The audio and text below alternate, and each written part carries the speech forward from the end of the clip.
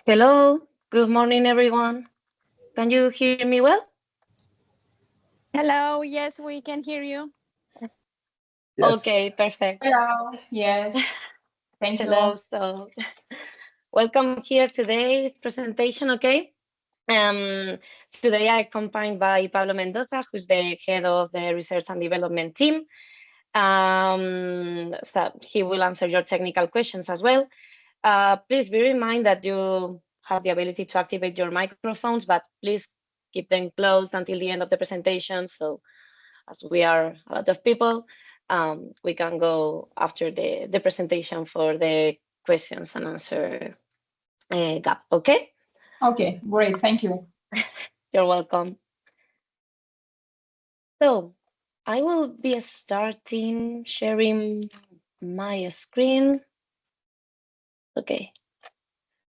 Can you see the screen good? Yes, Marina, Okay. perfectly. Thank you. Thank you very much. So, as I was saying, welcome to today's presentation. Okay. Without further ado, we will begin this presentation entitled Unlocking the Potential of PCR for Gastrointestinal Diagnosis. So, through this presentation, we will look at what gastrointestinal infections are, the classical methods for their diagnosis, the advantages of molecular diagnostics for its detection, and we will in particular talk about our latest launch, the Virplex kits for gastrointestinal infections, and finally, we will review their competence and positioning. So, gastrointestinal infections are a major global health issue with 500,000 deaths are associated with diarrheal diseases annually. And worth to mention that is the second most common cause of hospitalization in children under 5 years in developing countries. The most common etiologic agents include bacteria like E. coli or Campylobacter, viruses like rotavirus and noroviruses, and parasites like Cryptosporidium. While many gastrointestinal infections are mild and resolve on their own, they can be serious in vulnerable populations like very young, elderly, or immunocompromised individuals.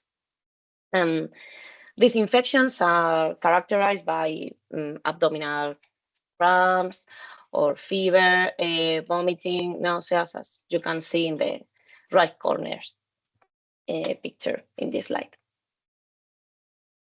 So let's begin by understanding the different causes of gastroenteritis, a syndrome with multiple origins that all converge in similar clinical symptoms. Okay, so starting with viral causes, they are the most frequent overall, particularly in children.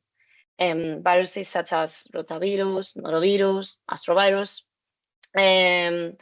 are common, and these typically present as watery diarrhea without blood, often associated with vomiting. They spread rapidly, okay?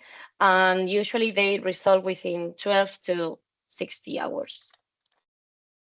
Moving to bacterial causes, we can find pathogens like Campylobacter, E. coli, Salmonella, and so many others. They are often responsible of more severe illness, okay, especially when bloody diarrhea is present. Their onset tends to be a little bit later, between 24 to 60 hours, okay, and the management can include antibiotics in some selected cases. Next are parasitic causes, which are frequently underdiagnosed. Okay, microorganisms like Giardia lamblia, Entamoeba histolytica, and Cryptosporidium typically lead to chronic or persistent diarrhea. Sometimes foul smelling or greasy, and they are often accompanied by abdominal cramping. These cases can mimic irritable bowel disorders, and especially if they are not properly tested.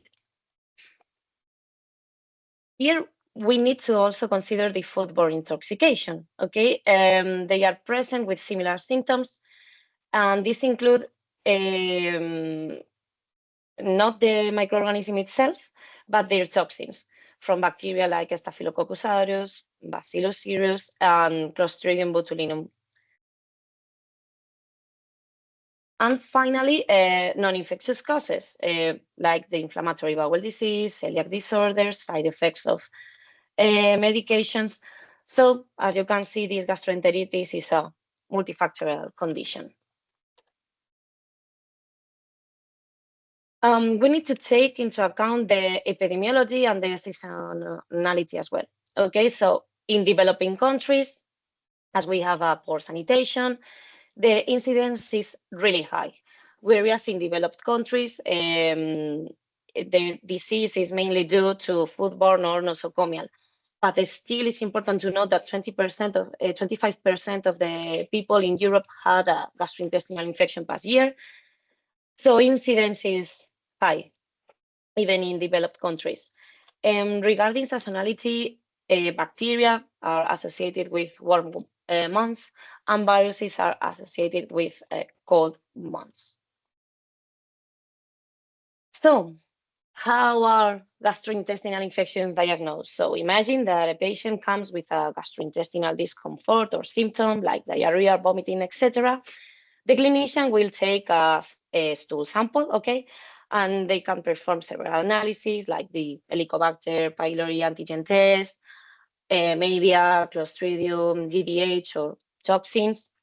And if there's a suspicion of viruses, other bacteria or parasites, they will go probably with some traditional methods like stool culture, staining and microscopy in the case of parasites, or antigen detection in the case of viruses, okay, mainly done by rapid test. These traditional techniques are widely used, but these methods have several disadvantages, as we will see in the following slides, and these methods are being substituted by molecular methods. So although these GI pathogens produce similar clinical symptoms, okay, their treatment strategies differ considerably. So for bacteria, only under suspected cases, we will go with antibiotics. Viruses are typically self-limiting, and we give only antivirals in selected cases. And parasitic infections are treated with specific anti-parasitics, pathogen-specific, such as metronidazole or some others. However, guidelines recommend no treatment in most cases, and this aligns with the diagnostic algorithm, okay? As guidelines recommend only to use diagnostic tests if the result will impact on the patient's treatment, or if the patient has really severe symptoms such as bloody, mucated stool, severe abdominal pain, or signs of sepsis. And as a result, many cases remain without a precise etiological diagnosis, creating challenges in both for treatment and to epidemiological surveillance. So this table summarizes the traditional methods for the different etiological agents. For bacteria, this method is the culture, okay? Among some disadvantage, we find that it's very slow, okay, because the culture lasts between 48 to 72 hours for some microorganisms. It is very laborious because different media is required. And in the other way around, it is very specific and allow us to perform antibiogram and epidemiological studies. The cost per culture is €5. For viruses, the method is typically the antigen detection through rapid test mostly. The downside is that they have very low sensitivity, and for some viruses, they are not very specific, okay? But it is really fast, which is very important for children diagnosis, and the cost is about €7 per test. Finally, we have the microscope for detecting parasites. Of course, this method is laborious, and on top of that, it requires a lot of expertise. And when the parasite load is very low, it lacks of sensitivity, but the cost is really low. So due to these significant limitations, okay, these methods usually fail to identify or delay the identification of the causative agent in acute diarrheal infections. Be reminded as well that timely and accurate diagnosis is critical, okay, for initiating the therapy and preventing a further spread. Let us now go into specific details, okay, of the diagnosis of each of these etiological agents. So, for instance, for bacteria, per day we have a very high workload sample processing, between 5 to 6 plates per sample, being 90% of them negative, and it takes up to 72 hours for the identification of all the species, as we said before. Furthermore, the identification of pathogenic Escherichia coli or Campylobacter ambibrio is complicated because they require selective media for their isolation. So at the end, the operating costs are low on reagents, but very high on personnel. This slide illustrates the traditional culture-based diagnostic algorithm, okay, for a stool sample. As you can see, for Campylobacter, Salmonella, Shigella, and E. coli O157, the process is hard. It requires a lot of multiple selective media, incubation under different conditions, and often subculturing steps. Okay.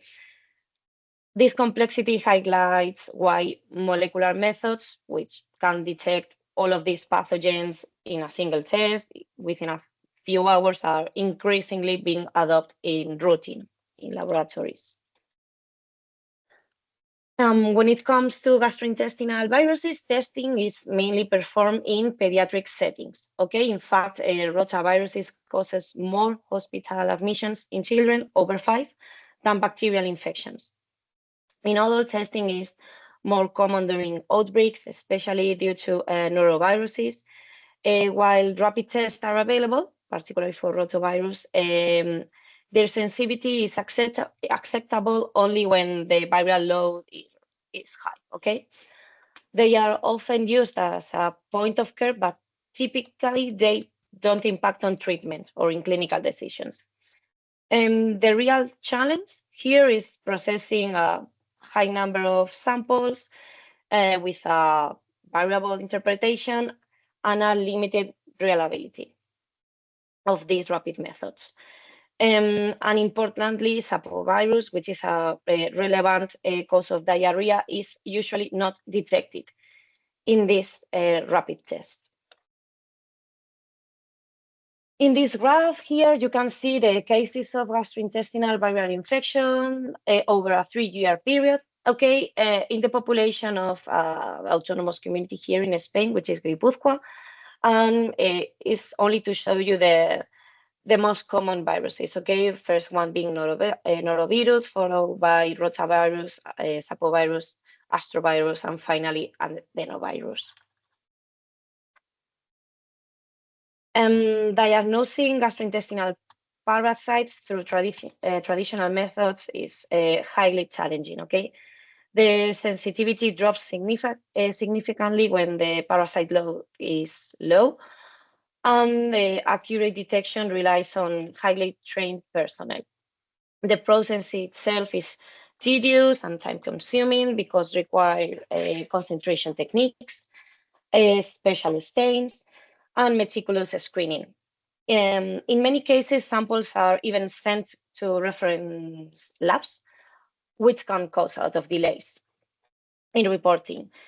While microscopy allows visualization and identification of species that sometimes are not even included in commercial tests, it often takes up to 3 different samples per patient to reach an acceptable sensitivity. And overall, okay, this method is highly observer dependent with clear limitations in both sensitivity and specificity, which is where molecular solutions bring a major diagnostic value.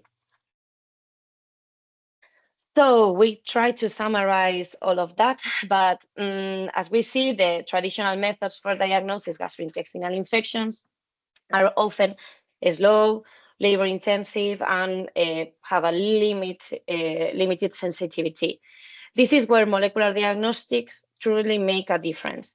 And with its high sensitivity and specificity, are able to detect non-viable organisms. They are capable to distinguish between non-pathogenic Entamoeba dispar from a pathogenic Entamoeba histolytica, for example. It can also improve detection of fastidious organisms that do not grow in culture, such as Escherichia coli, Campylobacter, and Vibrio genus. And with multiplex PCR panels, we are able to detect multiple pathogens at once, including co-infections, and delivery and a syndromic diagnosis much more faster, often with a few hours. However, we have some limitations here. First, PCR detects nucleic acids, okay, not necessarily active infections.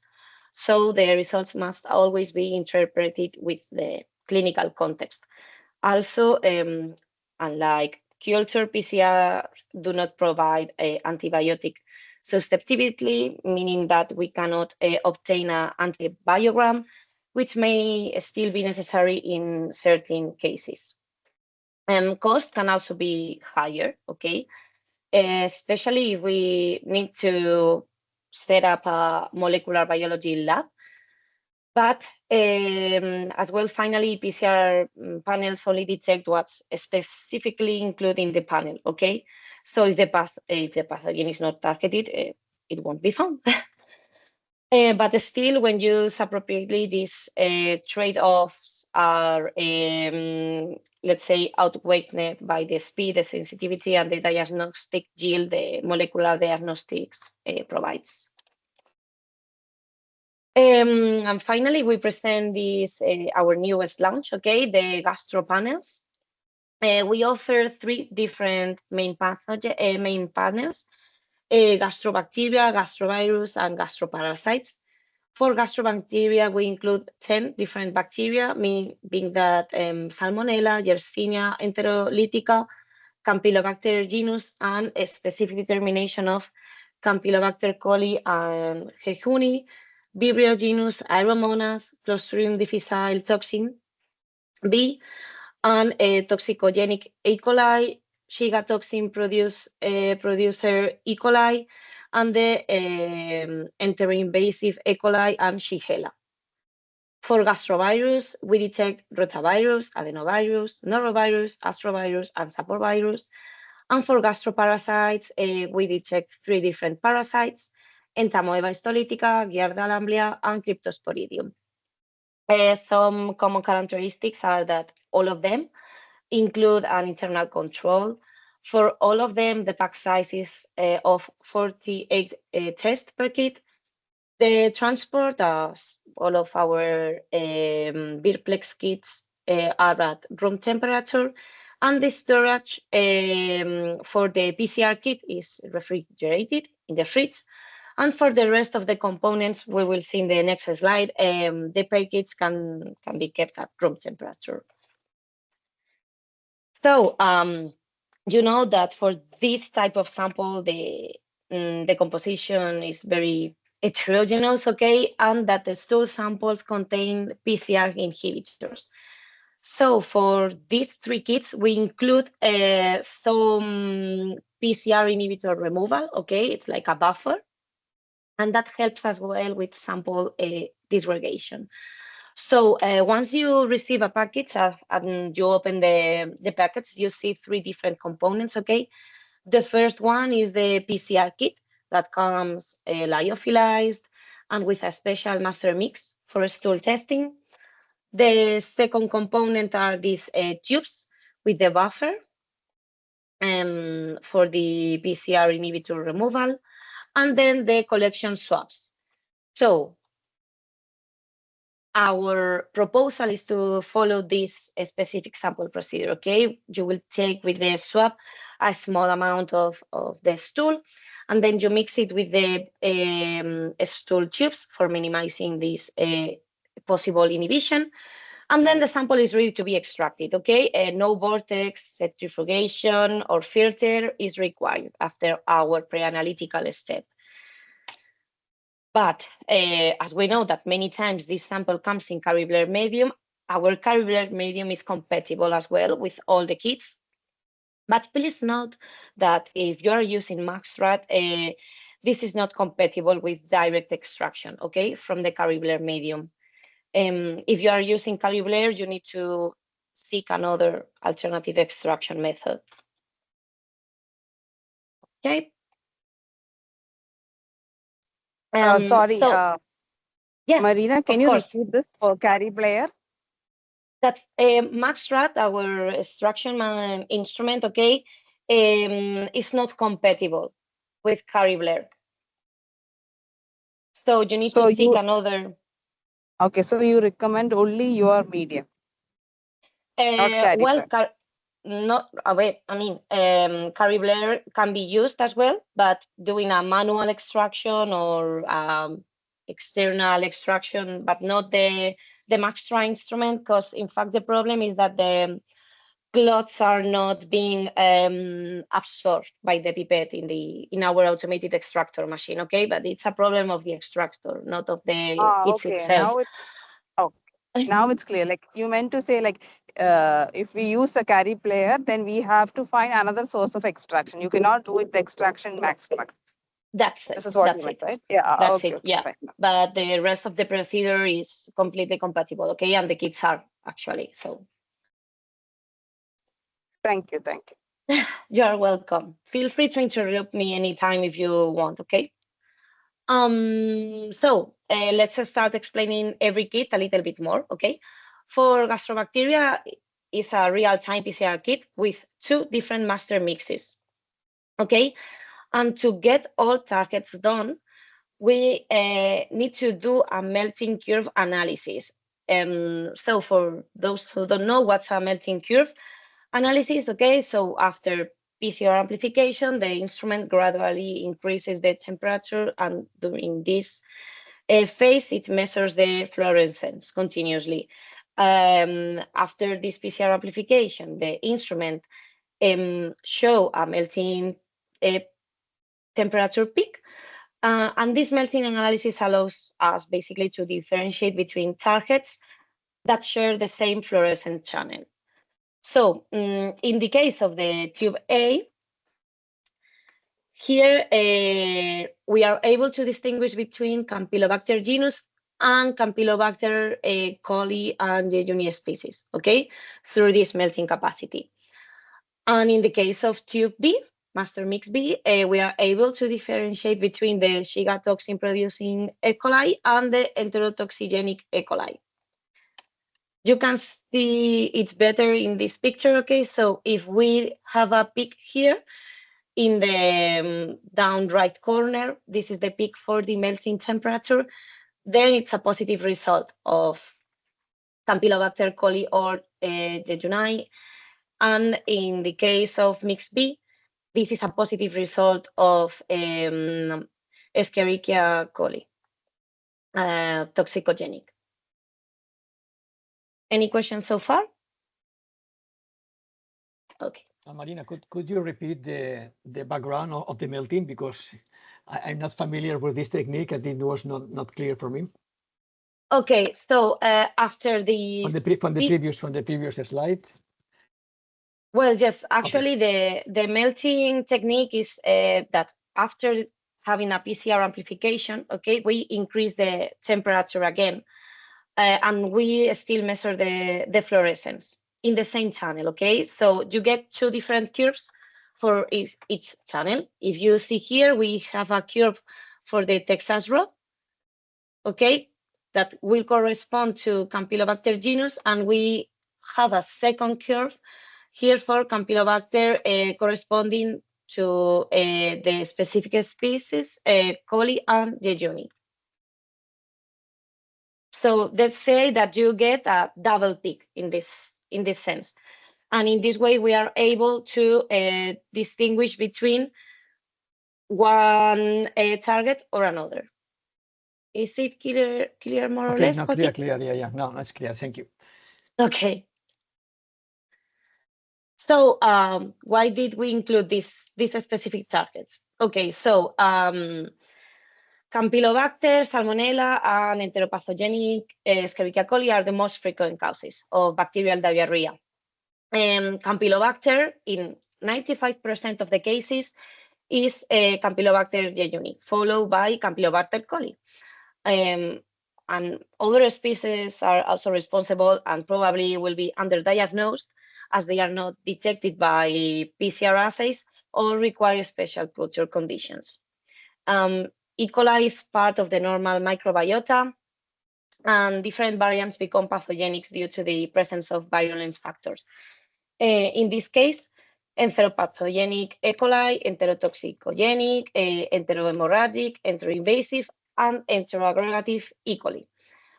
Some of these enterohemorrhagic E. coli strains are Shiga toxin, and they can cause bloody diarrhea and hemolytic uremic syndrome.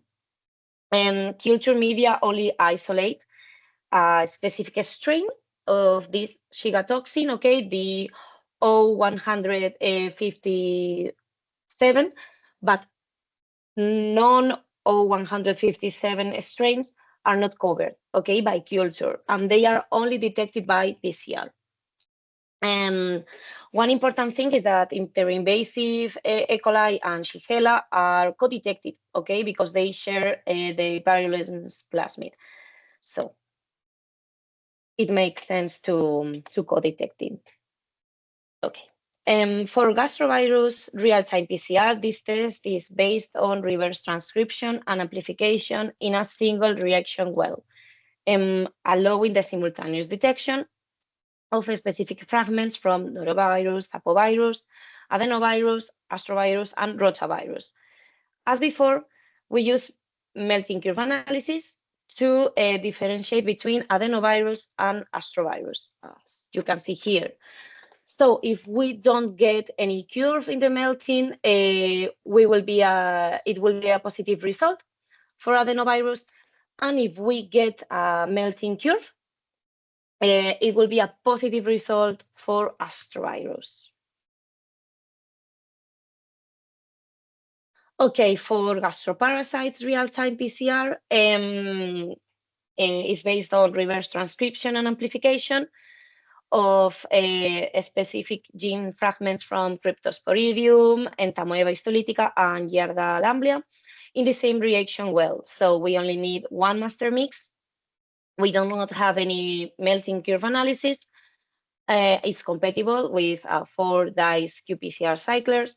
And one important thing is that this kit uses ribosomal gene targets, which improves the PCR sensitivity, especially in samples with a low parasite load. So here we can see amplification in the X channel, which is a positive result for Cryptosporidium, and here is a positive result for all targets, only to show you some examples. Okay, so regarding the thermal cycler compatibility, please note that a 5-channel thermal cycler with melting capability in the Texas rod channel is required to identify all targets.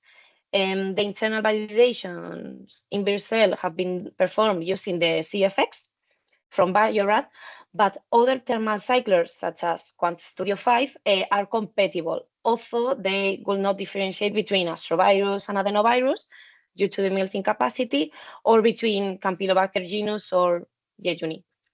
Okay, so the melting analysis requires of CFX, but they are compatible with other thermal cyclers if you don't need this specific feature. And for gastroparasites, it is perfectly compatible with a 4-channel thermal cycler, as we said before. The sensitivity and the specificity of all the 3 kits is excellent, okay? As you can see, for further information of cross reactions, or other sensitivity and specificity studies. The instructions for use are available in the website and in the product dossier as well. If you need, we can forward to you. And one thing that I want to highlight is the program compatibility, okay? So all the 3 kits can be run simultaneously. In the case for the same store sample, you can get up to 18 determinations in less than 3 hours. With the refill sample extraction kits as well, that we will be launching soon, we hope, with the BIRCOM. So when having BIRCOM from the same sample, you can perform the same analysis, okay, and the steps are fairly easy. You select a panel template according the protocol's compatibility that as you see, all of the gastro panels share the same protocol. Then you load the samples, assign a panel or receive the work list from the LIS, and then send the results again to the LIS. So I have a question. I'm Chrissy sure. from Greece. Mm-hmm. They share the same extraction protocol, but not the Mm-hmm. same thermal profile, not the same Yes. PCR protocol. Is this right? No, it's, So I mean, they share as well the same thermal protocol. The thing is that it lasts a little bit longer, up to 3 hours, because you will perform as well a reverse transcription in the case of bacteria that is not needed, but you can perform in the same CFX, the free test. So the core PCR protocol is the same, Yeah. but in some cases you need the first step, the reverse transcription for the RNA viruses, and Mm-hmm. then you need the melting curve analysis, but it doesn't matter. It doesn't has an effect to the parasites, for example, to the parasites Correct. protocol. So they Correct. can be run together. This is very Yes. important to know because I have had a look at the instructions for use, Mm-hmm. and I had the wrong impression that this was not possible to run them together. So It is possible. it is The possible. thing, Thank you very much. yeah. Thank you. I'm covered. You're welcome. You're welcome. Thank you. So, well, moving on. Okay, we know that across clinical microbiology, we are witnessing a clear shift towards molecular diagnostics in the detection specifically of these gastrointestinal infections. This change is being driven by lab realities like staff shortages, high sample volumes. So PCR is increasingly replacing culture for both screening and confirmation of positive cases. With the multiplex panels, we are able to detect co-infections, or we discover unexpected findings like viruses in adult patients. Workflow improves dramatically, less manual handling, fewer agar plates, better biosecurity, and automation makes integration even easier. So still the advantages are undeniable: better parasite detection, improved yield in complex cases, the ability to rapidly identifying outbreaks, including pathogens, complicated pathogens like Vibrio or non-O157 shigatoxin producer Escherichia coli that are often missed by culture. And yes, molecular tests are more expensive than culture or rapid tests, but when we consider the overall hospital cost, including the unnecessary treatments, the isolation delays, the secondary tests, molecular diagnostics is not just faster, they can be even cost effective in the long run. So finally, we are going to talk about a little bit the competition landscape and the analysis we perform. We talk about the conventional methods and their limitations. So molecular technologies, particularly multiplex panels, are emerging as the new standards. That's why the market is very competitive, okay? We have a variety of platforms and panels available. So here I just plotted some examples of different technologies. For instance, we have very high-plex panels for endpoint PCR that performs an amplification, followed by a detection in an array or in a strip of different gene fragments or segments. The limitation of this technique is that apart from detect a lot of pathogens, it is very manual, so it has a very high contamination risk. And then we can find some open, semi-automated real-time PCRs that can be singleplex or multiplex. Some examples are Anatolia, Seegene, Altona, Fairtest, our kit, for instance. They are meant to be used in mid to large laboratories. And then we have closed system with a semi-automated real-time PCR. They are usually systems that combines extraction and amplification, like the ELITech Ingenious system or the BDMAX, and they are an intermediate solution, very good solution for mid to low throughput laboratories. And then we find the sample to result systems, okay, like the KIAstat or the FilmArray, with a very high plex panels, with a very high price. But they are meant to be used in urgent samples or maybe in point of care units, okay, due to the low throughput availability. So we can see as well the real-time PCR kits as individual PCRs. For instance, we have some individual kits for rotavirus, for norovirus as the Altona kit or the expert kit for Clostridium difficile. Then we have some targeted multiplex PCRs that are usually manufacturers that divide the kits in gastrobacteria, gastroparasites, and gastrovirus, just as we do. Here we can find the Seegene assays, the BDMAX assays, and then, as we mentioned before, this big syndromic PCR where you can find a combination of bacteria, viruses, and protozoa in the same instrument with an integrated extraction and the amplification, and it can target almost 30 or even more than 30 different pathogens in one row.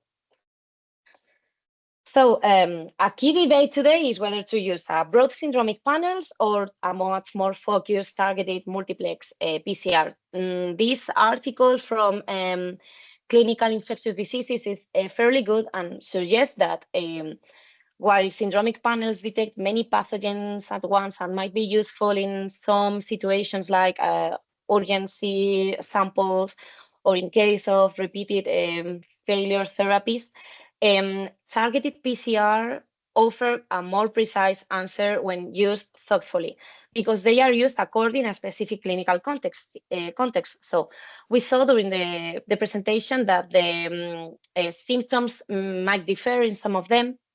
And for instance, if you have bloody diarrhea, immunosuppression, or other persistent symptoms, you might use either parasites, viruses, or gastrobacteria, okay?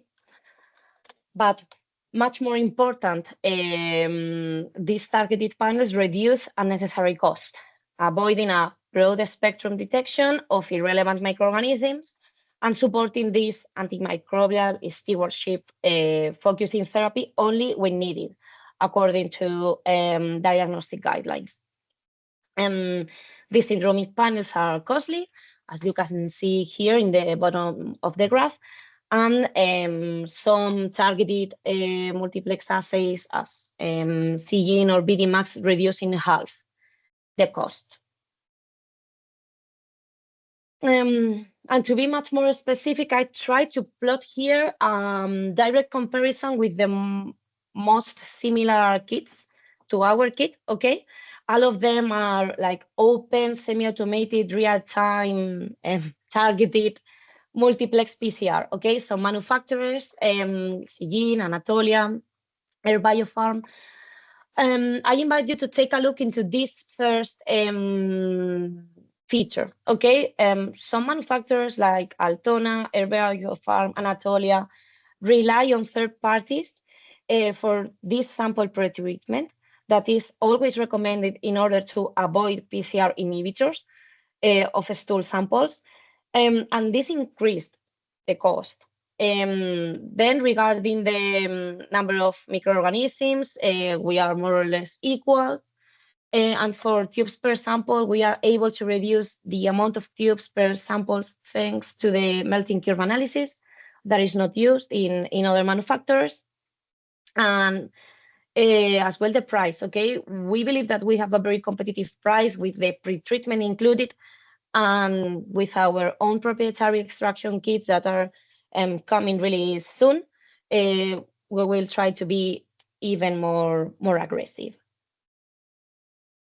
So what will be our target Sorry, Marina, customers? can I ask you Yeah, something?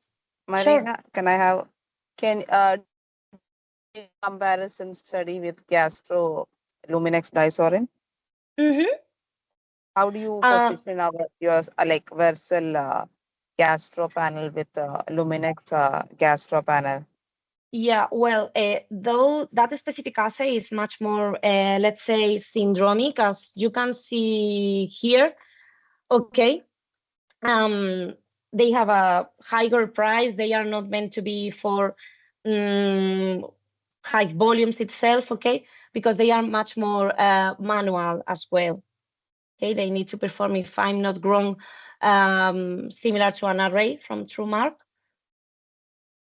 So that would be more or less the positioning. Sorry, Marina, it's not. I got like it got cancelled. Like I couldn't hear what you said. Can you repeat? Yeah, sure. Well, as I was saying that this Luminex assay, it's like much more similar to BioFire or to Kiastat because they have a very broad panel. Okay, prices are as well higher, and in comparison, ours is much more targeted multiplex. They are much more focused in either bacteria or viruses and parasites, trying to reduce in cost. And as well, they are more kind of manual, okay, because they are based as well in an array. So the risk of contamination is as well higher in this sense. The automation is worse as far as I know, but is it clear They more or have less? automation. Yeah.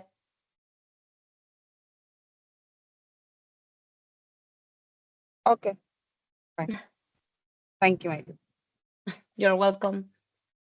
So coming back to the presentation, we have, are just some ideas, okay, because every situation in every country is different. And we propose here some target customers, like maybe a hospital, microbiology labs transitioning to molecular diagnostics, medium to high throughput labs seeking for scalable and affordable gastrointestinal diagnostics, or maybe labs struggling with the Escherichia coli pathotype detection. But as well, we are more than welcome to have your feedback and to see how we can position exactly in your specific country according of what you see in the market. Okay. So finally, why Virplex? I plotted here some of the key features.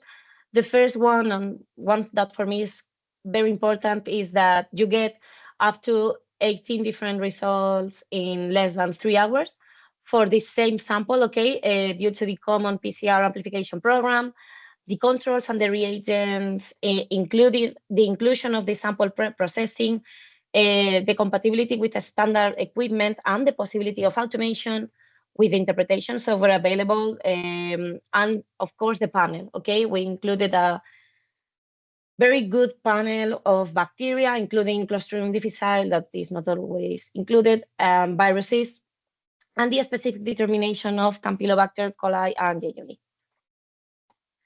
And well, sorry, last but not least, I suppose that you realize that the name of the parasite kit is Gastroparasites 1. Well, that's because another kit is coming to complement the panel. Is Gastroparasites 2. That includes Blastocystis hominis, the Entamoeba fragilis, and Cyclospora cayetanensis. So Why this kit? So in brief, blastocystis and the entamoeba are very difficult to identify by microscopy. Cyclospora requires special staining and concentration techniques, and it is relevant in some specific populations, like immunocompromised patients and travelers. Well, these parasites can cause as well, like chronic and intermittent gastrointestinal symptoms like bloating, cramps, diarrhea that can be often misattributed to IBS or other functional disorders. So their identification might be super useful. And we hope to finalize the kit by the end of the year, so stay tuned for news. And well, that's all. Thank you very much for joining me today. I understand this quite long presentation. I hope that at least it helped you a little bit to better understand the importance of the molecular diagnostics for gastrointestinal infections and the advantages of our kits. So now we are open to questions. And you can either write in the chat, or I can look for them. You can open as well the microphones. Okay. I have a question, Marina. Thank you very much for the presentation. Very useful. You are welcome. You said, if I understood you well, that the Quant Studio 5 is compatible, but it doesn't have the possibility to do the melting curve analysis. That's it, yeah. Are you sure about that? Because I know that it has this possibility, the Quant Studio 5. Why? Where is the problem exactly? Why is it not compatible? I believe Hello, that is hello. Shall I understand? Hello, Christy. The idea is the Quantum Studio. Hello. The Quantum Studio can do the melting. The problem is that we need the melting in the ROX channel. And as far as I know, this is not yet compatible at the moment. Okay, clear. Thank you. Yeah, because it's only in the FAM where the instrument can do that. That's it. Okay. And how about Azure Cielo? Is it compatible? It is compatible, but they are still working on a software update to be able to export the data. So the instrument is able to do the melting in the ROX channel, but the software still needs some improvements. So we are working with them to make that available, but it still is not yet available. Okay, thank you. Thank you very much. No problem.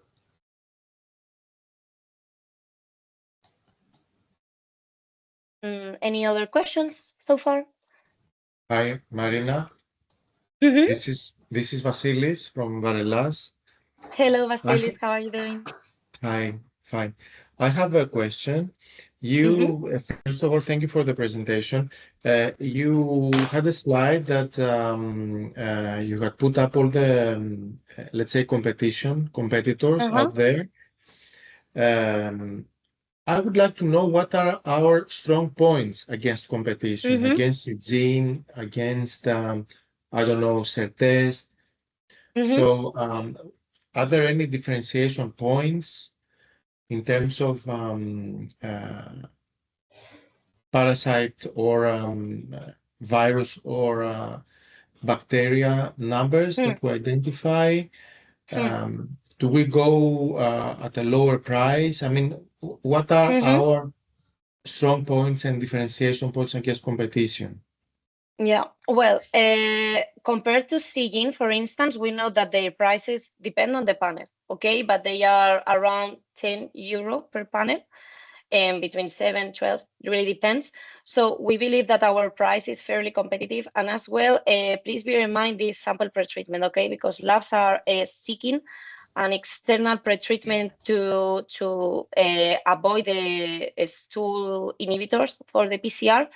And as well, as far as I know, in comparison, for instance, with Certest or Anatolia or other panels, the inclusion of Clostridium difficile as well, which is somehow controversial because other kits out there have like a single plex for Clostridium difficile plus toxins out there, but we included it.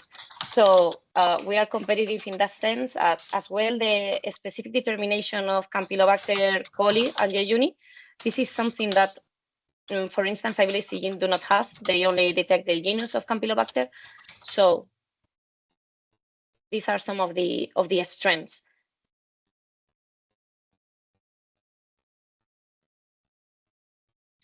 Okay, thank you very much. You are welcome. I'm going to read some questions in the chat as well.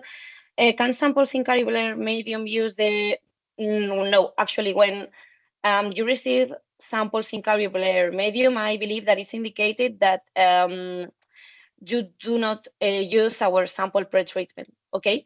So you directly extract the stool from this carrier medium, not using our sample pre-treatment, because at the end, this carrier is like a buffer. And we did it in that way. So how many samples can be run if the 3 panels are used? I have here a slide that was hidden just because I think that it's a little bit onward, but if we combine the 3 different panels, let's say the limitation in our case is the structure machine, okay? So you can run up to 24 different samples without controls and 22 samples with controls, with positive and negative. But if you're not using MaxTrack, we need as well to study. Well, can we use multiple programs simultaneously? You can use, you can combine, let's say, as you like. You can combine bacteria with viruses, viruses with parasites, and parasites with bacteria. You don't need to use the 3 kits at once, if I'm not wrong.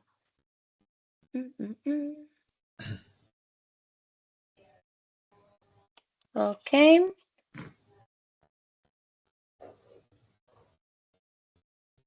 Can samples in SAF be used? Pablo, can you answer this one? Not sure what SAF means. I think that it's this. Fixative. Yeah. Yeah, they can be used. You need to. We have tested for, especially for the parasite, which is the sample type that is usually collected in fixative and can be used. Obviously, it requires extraction, but can be used.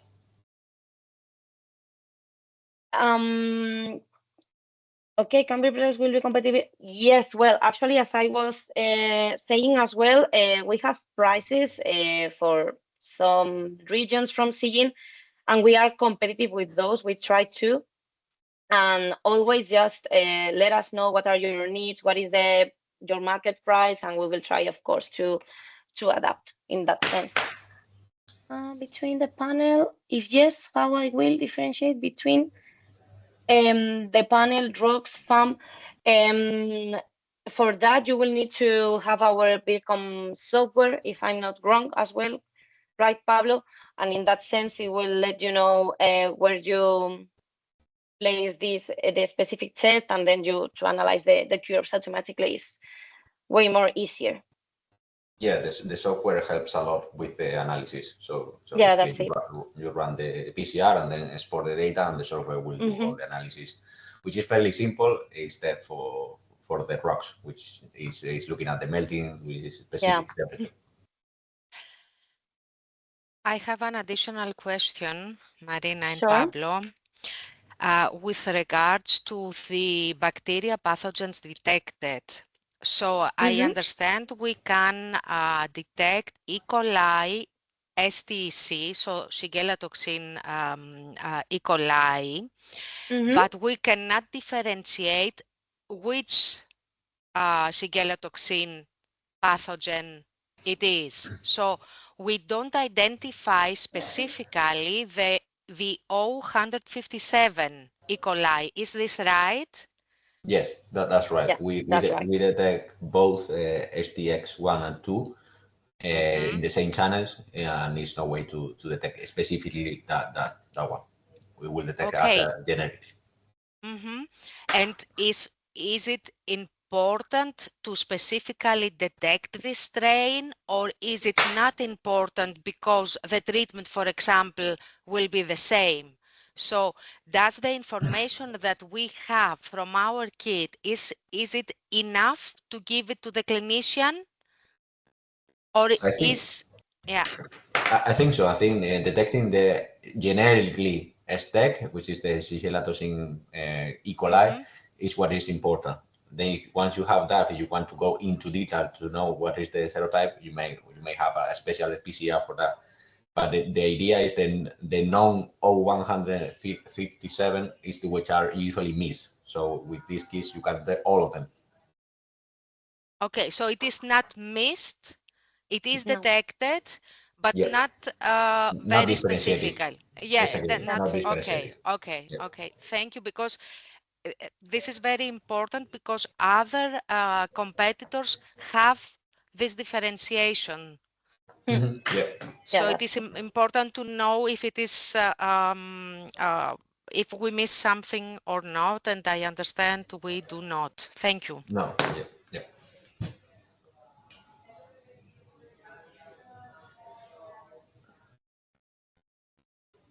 okay. Do we have any more questions out there?